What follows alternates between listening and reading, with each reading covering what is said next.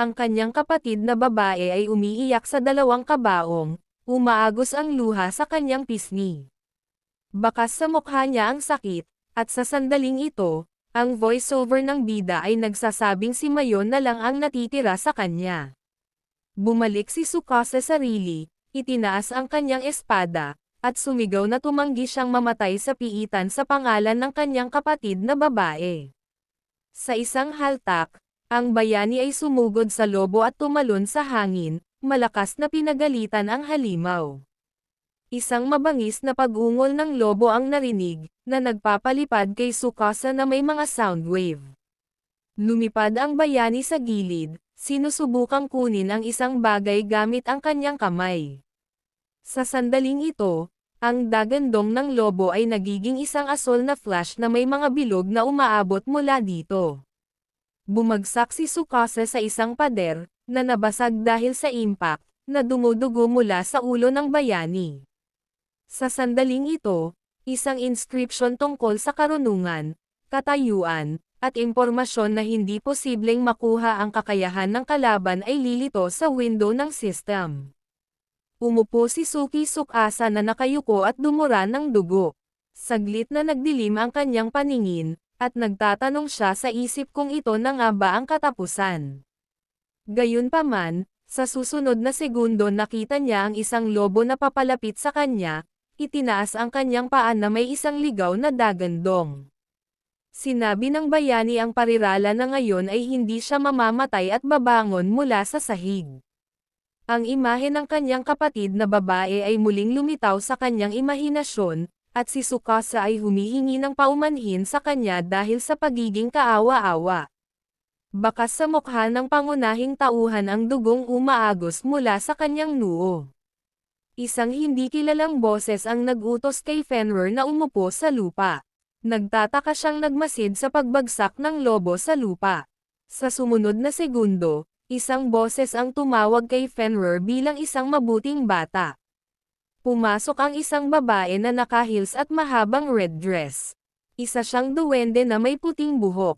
Sinabi ng batang babae na magpapasalamat siya kay Tsukasa kung magiging malumanay siya sa lobo. Nakita ng bida ang isang magandang duwende na may nunal malapit sa kanyang mata. Tinatawag niyang mahalagang bisita si Fenrir. Hinawi ng dalaga ang kanyang buhok at binati si Tsukasa. Sinabi niya na siya ay nasa kanyang kastilyo. Itinaas ng bayani ang ulo sa babae at tinanong kung sino siya.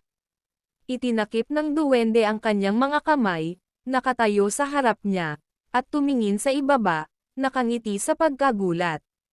Sinabi ng batang babae na si Tsukasa ay nasa mas mahusay na kalagayan kaysa sa kanyang inaasahan, ngunit naniniwala siya na sa ganitong estado ay hindi pa rin niya maisakatuparan ang alinman sa kanyang mga plano. Huminto ang duwende at iniabot ang kanyang kamay sa mukha ng pangunahing tauhan. Nagtataka siyang tumingin sa kanya at nagtanong kung ano iyon. Ang pangunahing tauhang babae ay sumandal sa mukha ni Tsukasa at sinabi sa kanyang tainga na ito ay isang regalo mula sa kanya. Pagkatapos ay lilito ang isang malaking pink na pentagram sa ilalim ng mga ito, ang katawan ng bayani ay tinusok ng mahiwagang kapangyarihan, at ang boses ng dalaga ay humihiling kay Tsukasa na magpasalamat. Sa sandaling ito, may lalabas na mensahe sa window ng system na nagsasaad na ang nakaraang katayuan ng Mastery ay binago mula sa imitasyon tungo sa imitator. Ang susunod na window ng system ay nagsasabi na ang bayani ay nakatanggap ng isang malaking halaga ng mana, at ang antas ay tataas kaagad. Ang voiceover ng Tsukasa ay nagtanong, sa pagtataka, kung lumipat na siya sa isang bagong antas at kung ang kanyang mga kasanayan ay umunlad. Kasabay nito, kapansin-pansin sa window ng system na ang antas ng bayani ay nagbago mula 5 hanggang 25. Isang voiceover ang nagtatanong, ano ang nangyari? Ang duwende ay tusong tumitingin sa bayani na may pulang mata at dahon, Yumoko, humihingi ng tawad. Ibinagsak ni Tsukasa ang sarili sa kanyang paanan at hiniling sa kanya na huminto at ipaliwanag kung ano ang nangyari. Napangiti ng matalim ang dalaga at sinabihan siyang gamitin ang kanyang bagong kapangyarihan para talunin ang kanyang kalaban. Hinuhulaan niya na isang araw ay gagawin ito ni Tsukasa. Pagkatapos ay sinabi niya na makakaalis siya sa mythical dungeon at tatawagan ang karakter na isang pagkabansot. Itinaas ng pangunahing tauhang babae ang kanyang daliri at nawala sa madilim na usok, na iniiwan ang pagod na karakter na nag-iisa, nakasandal sa espada. Ang lobo pagkatapos ay muling lumitaw na may isang mabangis na dagandong, at sinabi ni Tsukasa na hindi niya magagawang talunin ang halimaw na ito. Iniindayog ng lobo ang mga kuko nito at hinatak ang pangunahing tauhan, na nagtatanggol sa sarili gamit ang isang espada. Nakikita ang mga pulang sparks. May lalabas na mensahe sa window ng system na nagsasaad na ang copycat skill ay na-activate na. Ang bayani ay tumalon pabalik habang ang window ng system ay nagpapakita na ang kakayahan ng kaaway bilang ang lumalamon ng Fenrir ng Diyos ay nakuha na. Tsukasa retorika nagtanong kung paano siya dapat labanan ang lobo. Tumingin siya sa halimaw at itinaas ang kanyang espada. Biglang nagulat ang bida at napabuntong hininga. Ang isang inscription ay lilito muli sa window ng system na nagsasaad na ang Fenrir skill ay nakuha na. Tinatanong ni Tsukasa kung talagang nakuha niya ang husay ng lobo. Ang susunod na window ng system ay nagsasabi na ang katayuan ng mastery ay celestial power, at ang epekto nito ay ang katawan ng gumagamit ay nababalot ng kapangyarihan ng mga Diyos habang pinapalaki ang mga pisikal na kakayahan ng may-ari. At ang kapangyarihang ito ay tumatagal ng 1 minuto.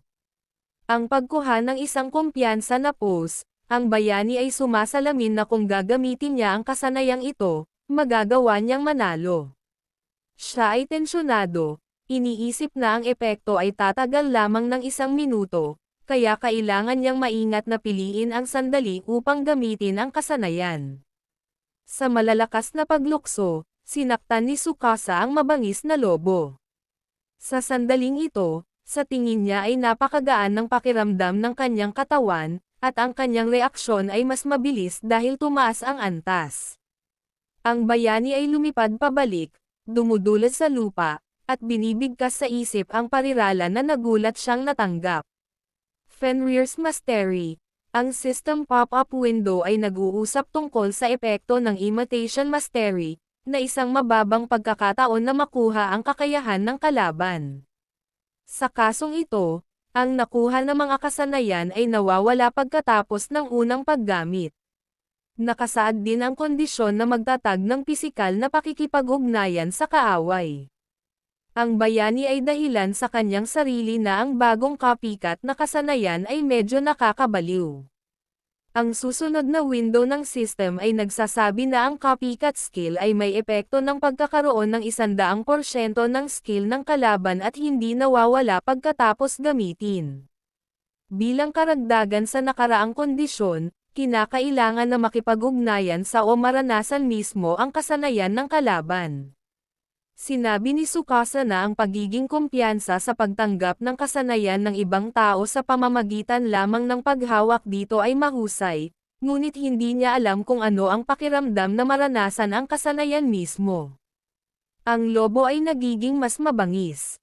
Lumilitaw ang pulang aura sa paligid niya.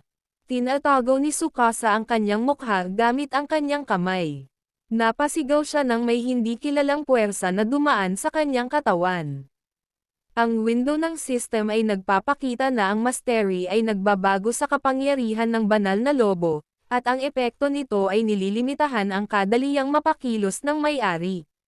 Napahawak si Tsukasa sa kanyang lalamunan, huminga ng malalim, at sinabing hindi siya makahinga. Tinatanong niya kung ano ito. Lumilitaw ang isang mensahe sa window ng system na nagsasaad na nakuha na ang kakayahan ng kalaban. Ang susunod na window ng system ay nagbibigay ng isang paglalarawan ng kasanayan. Dapat gamitin ng bayani ang presensya ng Silver Wolf para takutin ang mga kalaban. Ang epekto ay upang pabagalin ang kalaban at tumatagal ng 10 segundo, ngunit ang tagal na ito ay nag-iiba depende sa pagkakaiba sa mga antas ng mga manlalaban. Inalis ni Tsukasa ang kanyang kamay sa kanyang lalamunan at sinabi na makukuha niya ito ngayon na ang maranasan ay nangangahulugan ng pakiramdam ang kasanayan sa pagsasanay, at ito ay nagpapaiyak sa kanya. Nakikita ng bayani sa kakilakilabot kung paano nangyayari ang mga metamorphosis sa lobo, at lumilitaw ang inskripsyong Van Argan. Isang malaking madilim na kidlat ang nag-iiwan sa bayani sa isang tabi, na nag-iiwan ng malalaking madilim na pulang guhit sa halip ng lobo. Sinabi ni Tsukasa na hindi siya mabubuhay kung tatamaan siya ng ganoong kapangyarihan. Ang lobo ay sumisigaw, binuka ang kanyang bibig, at hinampas siya ng bayani ng isang espada. Nangangatuwiran si Tsukasa na kahit na may 100% na pagkakataon ng tagumpay sa pagkuha ng kasanayan, ang bayani ay mamamatay kung sinubukan niyang makinabang. Lumilitaw ang isang window ng system. Sinasabi nito na ang kanyang kakayahan ay napalitan ng makalangit na kapangyarihan. Ang epekto ay upang palakasin ang kanyang mga pisikal na kakayahan sa limitasyon, at ang tagal ay 1 minuto. Nagsisimulang isipin ng bayani na magtatagumpay siya sa kasanayang ito ngunit naantala. Sumimangot siya at sumisigaw na gagawin niya ang kanyang binalak o mamatay. Lumilitaw ang asol na aura sa paligid ng Tsukasa. Ang window ng system ay nagpapahiwatig na ang makalangit na kapangyarihan mastery ay na-activate. Isang malaking pulang alon ang tumabi sa lobo. Lumilitaw ang isang window ng system kung saan sinasabi nito na nakuha na ang Van Argan Mastery Skill. Lumabas si Tsukasa mula sa asol na ulap. Ang kanyang mga mata ay kumikinang na may asol na kislap. Sinasabi ng window ng system na may 60 segundo ang natitira hanggang sa matapos ang mastery. Ang bayani ay nagtaas ng espada na may asol na aura sa talam. Si Tsukasa ay bumagsak sa lupa at pagkatapos ay naghatid ng isang mabagsik na suntok, sumisigaw sa mga fray na oras na para sa pagtutuos. Napakalaking kapangyarihan ang tumama sa mukha ng lobo. Ang inskripsyon sa window ng system ay nagbabago, 50 segundo ang natitira hanggang sa matapos ang kasanayan. Ang bayani ay humahampas habang sinasabing siya ay nalulula sa kapangyarihan ng makalangit na kapangyarihan. Sa pamamagitan nito, maaari siyang manalo. Sa isang malakas na sipa mula kay Kishireiji, itinulak ni Tsukasa ang katawan ng lobo sa lupa. Nagbabago ang mensahe sa pop-up window, at may natitira pang 30 segundo bago matapos ang pagkilos.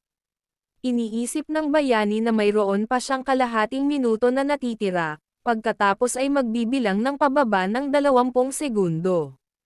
Lumilitaw ang isang asol na flash sa pagitan ng lobo at ng karakter.